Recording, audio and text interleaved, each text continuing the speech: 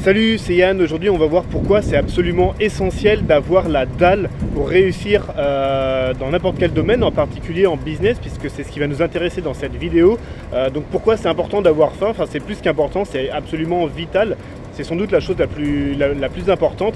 Et on va voir pourquoi, si vous n'avez pas absolument faim de réussite, pourquoi vous n'allez pas réussir. Allez, c'est parti.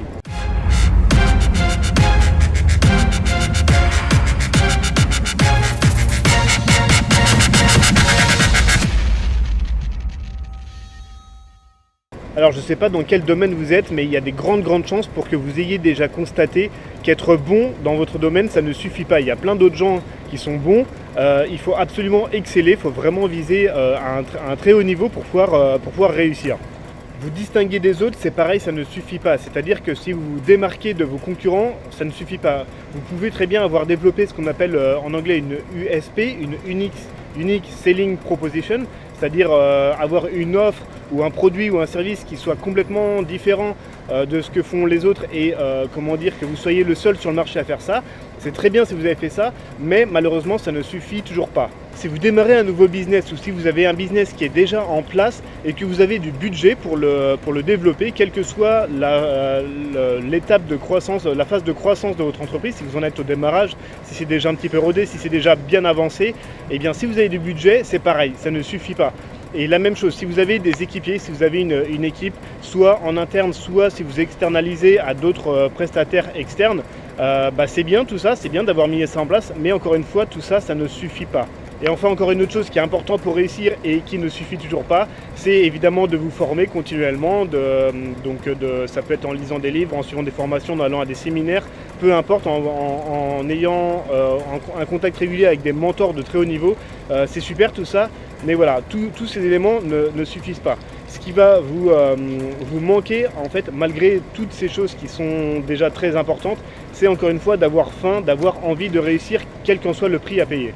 En fait, avoir vraiment la dalle de réussir, avoir vraiment une rage, en fait, c'est vraiment quelque chose de très fort, c'est absolument vital et c'est un petit peu en amont de tout. C'est-à-dire que si vous avez ça, si vous avez vraiment très faim, vous allez avoir la foi, vous allez garder la foi sur le long terme, c'est-à-dire que vous allez pouvoir persévérer pendant les moments difficiles, vous allez mettre en place des actions qui seront faites de manière disciplinée, beaucoup plus facilement, sans vous chercher trop d'excuses, sans vous reposer sur vos lauriers, parce que vous aurez faim de réussite et donc vous allez aller de l'avant beaucoup plus facilement. Vous savez, l'importance de la discipline, c'est absolument c'est crucial. On en a déjà parlé dans d'autres vidéos et on va en reparler prochainement parce que c'est vraiment ce qui vous permet de passer de l'étape d'idée, de conception de ce que vous avez dans la tête à de l'action récurrente, régulière et donc à des résultats qui sont concrets, qui sont visibles. La discipline, elle se traduit par le fait de vous former pour progresser donc d'un point de vue un petit peu mental en quelque sorte, mais elle se traduit évidemment en actions concrètes, donc les choses qui font que vous avancez dans votre business et qui vous rapportent du chiffre d'affaires concret.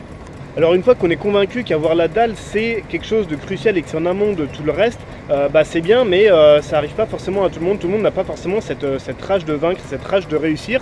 C'est quelque chose qui peut se créer, qui peut se cultiver, qui doit se cultiver, je pense d'ailleurs sur le long terme, pour toujours être dans une démarche de persévérance. Et donc du coup vous pouvez mettre en place des systèmes, des actions pour endurcir justement cette rage de réussir. Alors moi ce que je fais, c'est que vous savez, je suis pas mal fan de différentes astuces, de systèmes de conditionnement mental en quelque sorte.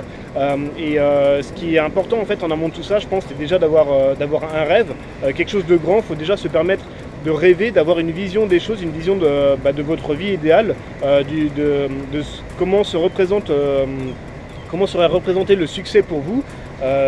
Par exemple, si vous êtes dans le domaine, si on parle du business, ça peut être en termes de chiffre d'affaires, ça peut être également en mode de vie, c'est-à-dire pas forcément travailler 80 heures par semaine, ça peut être bien gagner sa vie, mais travailler de manière plus raisonnable pour avoir du temps libre, etc. Mais déjà, savoir exactement avoir une vision claire de votre idéal en quelque sorte, c'est déjà une première base.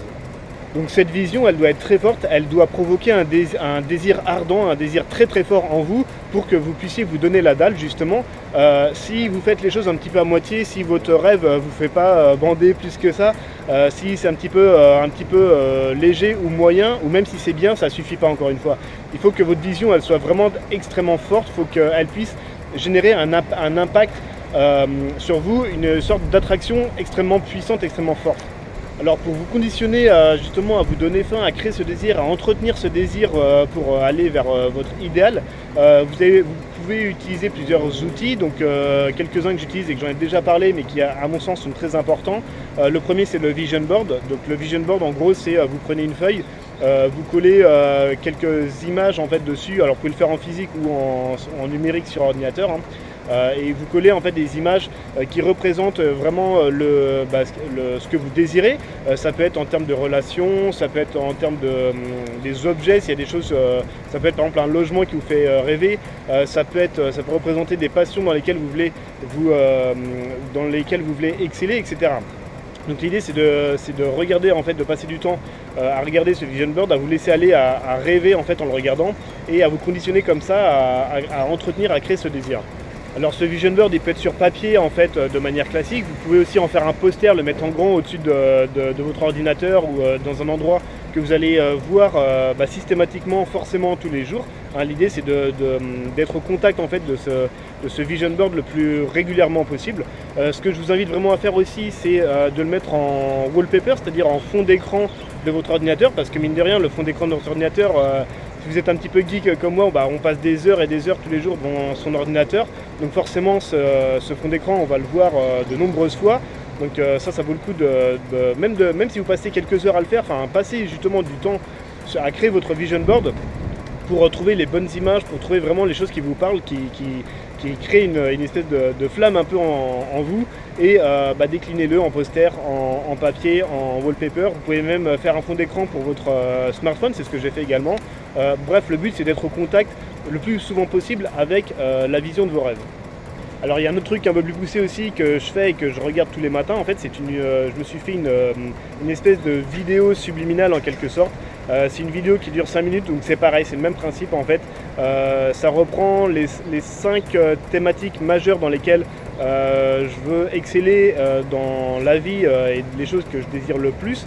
Et donc j'ai attribué à peu près 1 minute pour chacune de ces thématiques. Et du coup je regarde ça, et donc c'est vraiment des images qui sont fortes, qui me parlent, qui créent encore une fois ce désir, qui vont provoquer cette faim en moi.